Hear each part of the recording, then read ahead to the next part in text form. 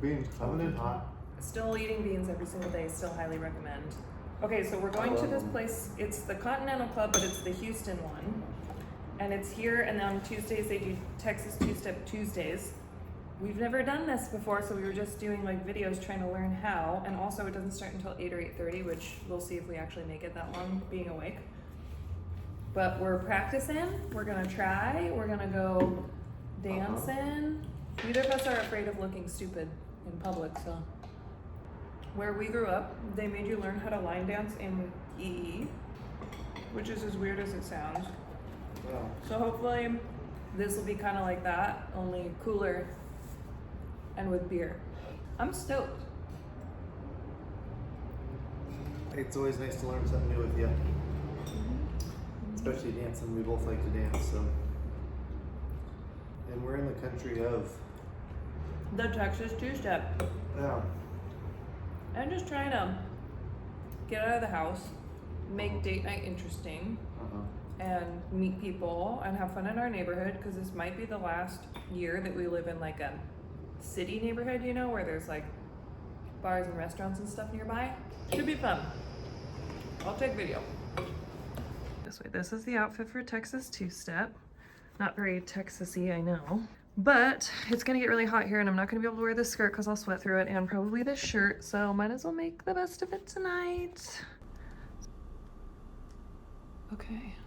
Our house is kind of a mess, and also I don't want Jake to come out of the bathroom in his underwear or something.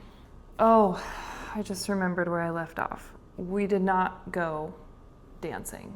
We tried, and we got there and we stayed up late, which for us is 9 o'clock, and there was some people dancing. Like it says on the website, if you go, there's like two-step dancing. So you saw us like practicing or whatever. Then we get there and the people that are two-stepping are not two-stepping, they're like full country swing dancing, and it was like awesome to watch, but obviously not what we know how to do, or we don't even know how to two-step. Anyway, there was one couple that knew how to country swing, and they were going out there and dancing and doing awesome. Also, the dance floor was this big, so there was room for them. Anyway, it was really fun, and we met a friend in our neighborhood, and it was great. We went to this like coffee cocktail bar, which was really cool. We went to a place called Lim Bar, which is beautiful. And then we went to the country swing place, and it was just cute. That Jake is now going out and doing like volunteer cleanup days, not even with like a specific organization, just like this group of people who like to go out and clean their neighborhood, which is, he's on fire for it. Like he's truly loving how that feels. He's literally in the shower right now because he was just out like weed whacking and cleaning all day on a Saturday. But what I actually wanted to come on here and talk about is I never want to be the channel that's giving just advice. Like I don't want to sit here and tell you like how to lose weight, how to, nothing like that. I never want to give you advice or guidance on how to live your life. I just want to give an example of what I'm doing, whether it's working or not, anything I'm trying to learn or grow through, and you can resonate with it, you can take what you want and leave the rest. Having been a people pleaser for so much of my life, it is kind of second instinct to want to like help, but that leads into like overly helping really quickly. And I'm realizing the best thing I can possibly do for myself and others is to just do my own thing out loud and allow you to grow and learn from it, or decide not to do that because some of the things I do don't work, and then just take it into your own journey. And right now, what I'm working through is what I'm calling object permanence. So last episode, I was talking a lot about how I didn't want to wait to live my life anymore. And I'm still very much on that. I'm still working to be really present. And that means being present in times when it's not quite the full manifestation of what I want. Like right now, I'm building my client list, I'm making content in new ways, I'm pushing myself to grow, and I'm putting myself out there. And that also means getting new forms of criticism, and it means like not getting the return on investment sometimes. And I was working with that yesterday and realized, you know what, this is actually perfect, because right where I am is right where I am. It's the place that I can hold. Right now in this new path and this new city and this new pivot in my career and new ways of expressing myself, and going from being strictly a writer to being someone who makes all sorts of different content on the internet, it's a big jump. And if it were to go more quickly than it is right now, because it's already going pretty quickly, I think I would probably crumble under that, because the other day I had a great day of work. It was like super productive and a product took off and I just felt really good about it. And I was like immediately like, it's gonna get taken away. So I had to work through that and I had to sit through those feelings, and luckily I have a lot of tools to do that, and TBM, meditating, books, journaling, my husband to talk to, a lot of different things. And I have a really good relationship with what I consider like something bigger than myself that I can literally just sit and talk to, and through meditation, through prayer, through journaling. And so I have the support there for that, but I'm also keen to pick up on when something is like slightly triggering, even in the good moments. And that was one of them where I was like, oh my gosh, this was an amazing day. Like sales were great, viewership was great. And I immediately was like, shoop, like constricted, and thought it's gonna get taken away. So what I'm working on right now is that present awareness of like, right here is where I am. What I'm working on today is what I'm working on today. And not too much future projecting of when it's going to be easier, when client contracts are longer, when anything's going to be different. That means being okay with like the income exactly where it is, and the productivity exactly where it is, my body exactly where it is. And in doing that, I'm having to realize places where I am like finding fears of like it getting taken away or it not working out the way that I want to. But there is like a lot of faith that everything's gonna be fine. Yet that voice comes up who's a little bit scared. And so what I'm practicing right now is what I'm calling object permanence. I'll do one of those. Object permanence I read about in a book about children and attachment styles, where some kids don't understand that when mom leaves the room, she's going to come back and that her love is always there. She's never taking away like her love or her protection if she goes into the kitchen. And I witnessed that in my nephew when we were visiting home a couple weeks ago. He was in the hallway by himself for about 2.5 seconds, and it scared him so deeply. He really like didn't understand that because he couldn't see anyone. And by the way, he's a very, very small child.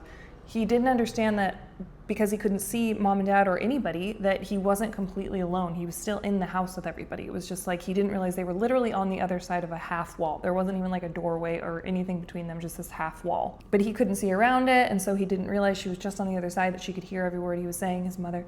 And I kind of have that. I kind of have that with my own potential, with my own dreams, with my own manifestations, with sometimes I even have it kind of with my husband, where I'm like, I've been in relationships, I've talked about this here, that were very tumultuous, and I've been in a couple that were like really toxic and really gave me some bad feelings around my own self-worth. And I've been in relationships where people weren't totally honest or stayed true to their commitment. And so I do still have a little bit of object impermanence in my marriage, where he's the most steadfast, reliable, shows up every single day, amazing husband.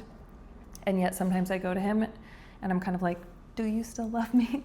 Do you still want to be in this? Like, could anybody ever or anything ever take it away or ruin it? And of course the answer is no, but I sometimes need to hear that. But I need to practice that on my own in the relationship. I need to practice that on my like own potential. I need to have that object permanence of knowing that like, just because I can't see it right in this moment doesn't mean it's not there.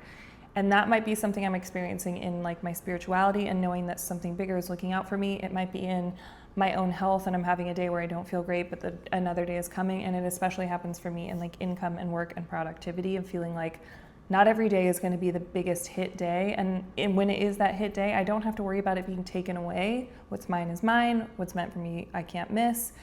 So I'm kind of working on that. I don't really have the tactics to tell you how to do it, but I can tell you just the awareness has been amazing, of realizing that there was a lack of object permanence and that I can practice it and just be like, and the only place I can practice it, and this is my favorite part, is in the present moment. So it goes right back to the very first thing I was working on, which is being right here, right now. That's the only place I can soothe those feelings of like, oh my gosh, is it gonna get ruined? Is it gonna get taken away? Are people gonna say that I don't deserve it?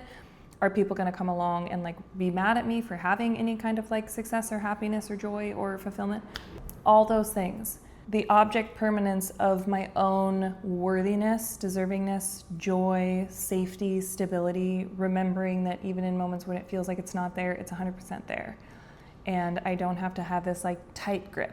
Overall, just since I started this channel, I've been like working on and talking about the death grip that I've had on life and on, being safe and stable. And I think a lot of women experience that. And especially now, as we're going through a phase where we're finally calling out so many of the situations in every single day life, in work, out in society, where we aren't safe and where where there's been inequities or there's been wrongdoings from men or from the patriarchy or from whatever it's happening from. The two pieces of object permanence and being present in the moment and right where I am are working so seamlessly. And even though I don't always have like a good grip, because I've already talked about like not trying to grip it like this, it's like a butterfly. You have to hold it gently, because if you try to grip like this, you're gonna kill it and squish it. And you have to just let it choose to be there with you. And that's kind of where spirituality sits for me. It's where this object permanence sits with me. It's where my own worth sits with me. I can't just like, I can't fight for it. I can't chase it. I need to allow it to be with me. So that's where we're at today. And then tomorrow we're going to our very first Astros game, and I'm super excited, and I don't know what to wear. Blue and orange, I suppose. I don't know how much you guys like of the lifestyle stuff, or if you just want the heart-to-hearts, or if you want to see more of the products that I'm working on and making content for. Right now we're working with some supplement companies, some Volufiline, which I'm sure you've seen on TikTok, and yeah, just expanding my client database right now.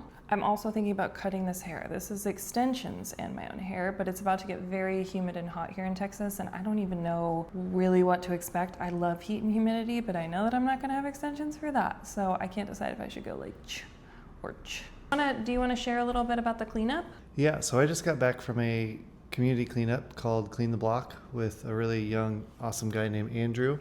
He does it 7 days a week. Next Saturday, the 25th, is a really big cleanup. So if you're interested in something like that in the Houston area, just look up Clean the Block, and he will have plenty of posts on there to kind of organize where to go. So we're gonna go get some coffee.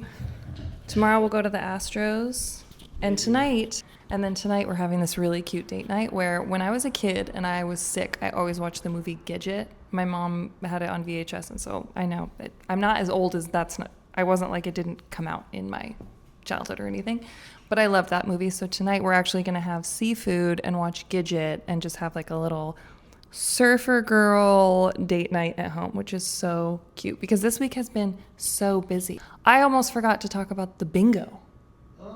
Oh my gosh. So we went to bingo on Thursday night in Bagby Park. And if you live in Houston, you might know where Bagby Park is. It's close to downtown. They have a ton of events there. We'd been wanting to go to bingo. I knew before we showed up, I was like, we're going to win something. Jake always wins something, but for some reason I knew that we were both going to end up winning tonight. They had 5 games. Jake won the first one. I won the second, the third, and the fourth one. And then I had this thought in my mind because there was another couple in front of us who literally went to leave before the last game because they were like, this couple keeps winning. Like, we don't even want to play anymore.